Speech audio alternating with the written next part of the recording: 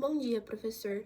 Eu sou Clara Pereira do Couto, atualmente no curso de Engenharia Elétrica, segundo semestre. Nesse vídeo, vou explicar as questões 1, 2 e 3 da atividade de reposição de faltas que o senhor havia deixado na plataforma de avaliação UFMS. Agora, eu vou explicar a questão 1, a análise do gráfico de tensão vezes deformação.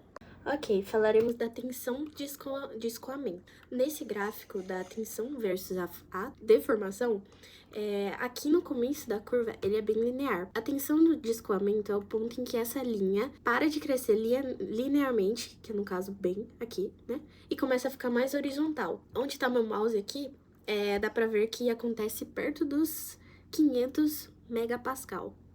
Tá mais para um a mais, 510, 520. Agora temos o limite de resistência à tração, megapascal.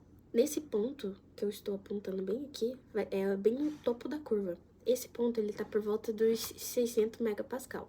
Agora falaremos da deformação da ruptura, que no caso vai ser este ponto aqui. É no último ponto antes da fratura. Aqui bem no final da curva, no eixo da deformação, o valor está perto de 0,08. Já na resistência da fratura, ela é a tensão no ponto onde o material ele rompe.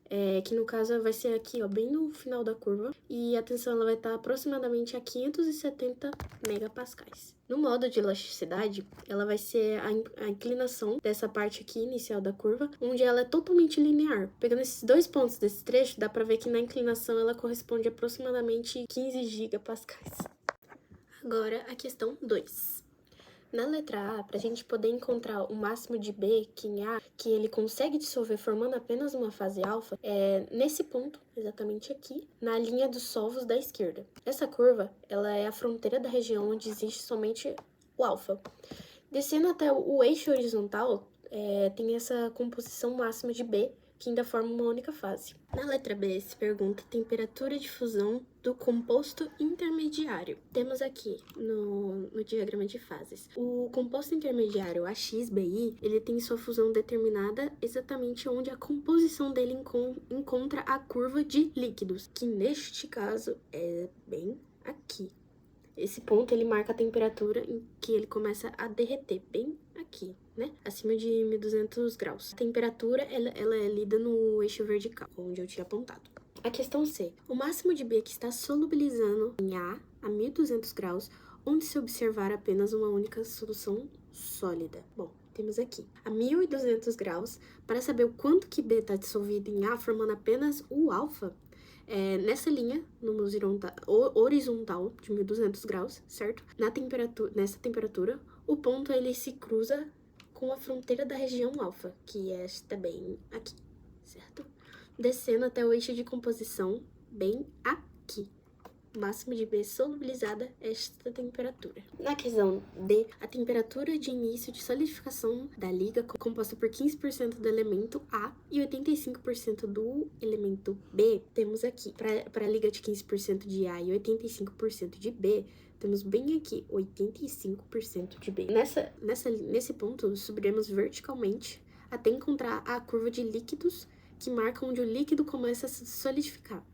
Esse ponto é bem aqui. Aqui podemos ver a questão 3, que ele nos pede. A imagem a seguir ilustra a garrafa de vidro fechada com a tampa de metal e uma garrafa PET fechada com a tampa feita de polipropileno. E aqui ele pede para explicar o que poderia acontecer com o líquido dentro dessas garrafas em cada um desses casos. E também disponibilizou a tabelinha, o material e o coeficiente de expansão linear. Um exemplo, quando a temperatura cai a 20 graus e para dentro de uma geladeira, o recipiente a 20 graus e a geladeira estando a 4 graus. Os materiais se contraem.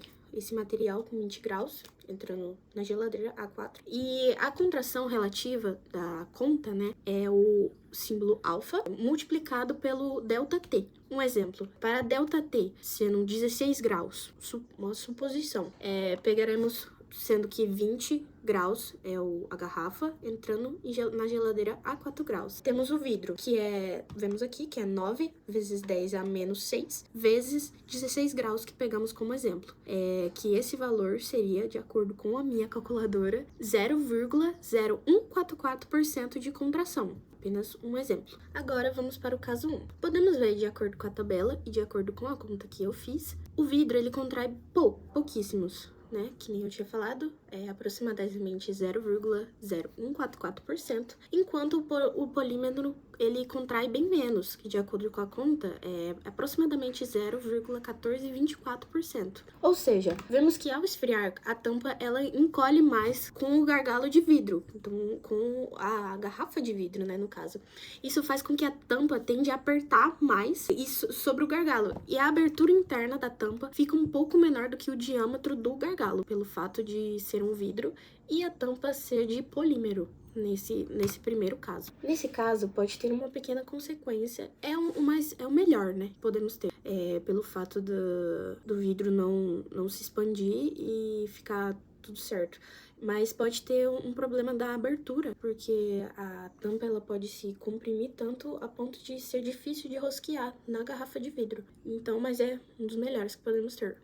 Em caso de polímero fraco, às vezes pode haver o rompimento dessa tampa na garrafa de vidro, por esses fatores da expansão, né? Então, é um bom, mas pode ser difícil. No caso 2, temos a garrafa PET com uma tampa de polímero. Nesse caso, o PET ele tem aproximadamente 0,1872% e o polímero X tem aproximadamente 0,1424%. No caso de, ao esfriar, o gargalo da garrafa PET, ele encolhe mais do que a tampa, por esses fatores que acabamos de calcular. Assim, a tampa tende a ficar mais frouxa sobre o gargalo. Então, as consequências dela, que nem eu tinha falado da garrafa de vidro, as consequências dela como a tampa passa a encaixar com folga, há riscos muito de vazamento, ou seja, pelo fato do coeficiente de expansão do PET ser maior, nesse caso, a tampa ela não vai ir de acordo com a garrafa PET, ela pode haver um vazamento, nesse caso da garrafa PET. E a maior risco de vazamento se a garrafa estiver na horizontal. O líquido, ele pode alcançar a tampa e escapar uma pequena fresta ali e vazar. Bom, essa é a minha explicação da atividade. Peço perdão ao professor que tem uns momentos do vídeo que vai estar de dia e outros momentos vai estar de noite. É porque eu gravei antes e depois de ir e voltar da igreja. Mas o que importa é eu ter feito a explicação. E é isso daí. Muito obrigada e tenha uma ótima semana, professor.